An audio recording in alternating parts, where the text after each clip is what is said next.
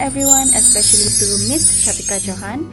We are from Group 12 and today we'll be presenting our poem appraisal on Hug or War by Shel Silverstein. My name is Elsie Claire Weasley Francis and my partner will be Flavriana Shirley Francis Lingham. So yeah, enjoy!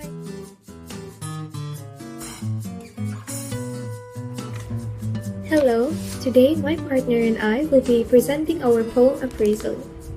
So the poem we've chosen is Hug or War by Shel Silverstein. It is a short but meaningful poem that carries a message about peace, love, and togetherness. So before we begin our analysis, I'll start by reciting the poem. I will not play at Hug or War. I'd rather play at Hug or War, Where everyone hugs instead of tugs, and everyone giggles and rolls on the rocks, where everyone kisses and everyone grins. and everyone cuddles and everyone wins. Woo! Now, for the initial impression. At first sight, this poem feels playful, cheerful, and heartwarming, with a touch of humor. When reading it, I could feel a sense of innocent type of fun and optimism. The simple rhyme and rhythmic flow make it enjoyable to read aloud, and it's easy to understand even for the younger readers. What stands out to me is how the poet Shel Silverstein uses light and simple language to deliver a deep message, which is that kindness and love are much better than conflict and competition. Though the poem is short and whimsical, the poem leaves a surprisingly thoughtful moral that peace and happiness come from caring for one another. So overall, this poem gives the impression of a world filled with laughter, hugs, and togetherness instead of division. Next is for the theme and messages. This poem carries several meaningful themes, namely, first, peace made playful. Silverstein takes something serious like war and transforms it into a game full of laughter and hugs, which reminds us that peace doesn't have to be political. It can begin with simple acts of kindness. Secondly, love as quiet revolution. The poem challenges the usual idea of power. Instead of winning through force, people win through affection. It's a beautiful reminder that compassion can achieve what violence never can. Thirdly, innocence over aggression.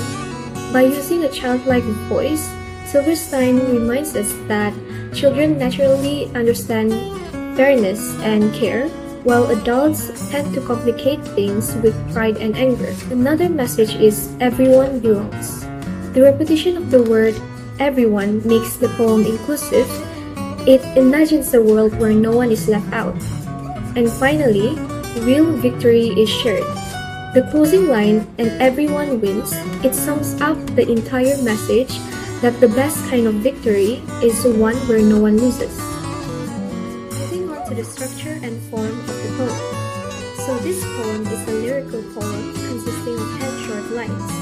The rhyme scheme is AA, BBC, DEF, GF, giving it a light and musical rhythm. The simplicity of the structure matches the innocence of its message, which are short, direct, and easy to remember.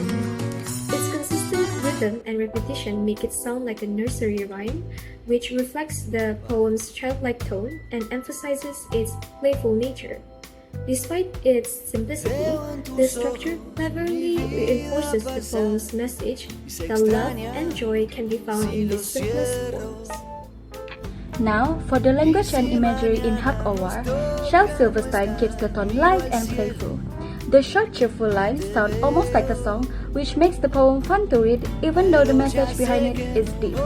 The clever part is how one small change from tug to hug completely shifts the meaning from fighting to caring. That single letter turns conflict into connection. Silverstein repeats the word everyone, giving the poem a rhythm like kids chanting together, which builds a sense of unity. You can easily imagine people laughing, hugging, and rolling on the rock. The image feels warm and close. And even with its simple word, the poem carries a big truth. The world might be better if we thought more like children, with honesty and open hearts, basically. The hug isn't just a hug, It's a symbol of peace, forgiveness, and love.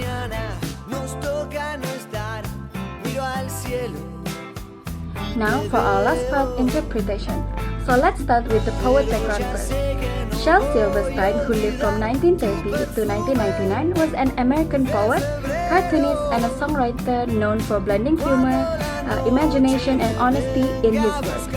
He published Huck Award in 1974 in his book Where the Sidewalk Ends, at a time when people were still healing from war and social tension. So what makes this poem special is the way Silverstein chooses to speak softly instead of shouting his messages. He doesn't write about war with anger, instead he writes with warmth and hope. So basically Huck Award feels like a gentle protest, one that uses love instead of logic. Now the final line, and everyone wins, sums up his whole belief that kindness isn't weakness, and laughter can teach more than lectures ever could. The poem isn't about running away from conflict, it's about transforming it. So through hug, smile, and togetherness, Silverstein shows us a world that might sound ideal, but also feels possible. And he quietly asks us, why not start here? So that's all from us. Thank you.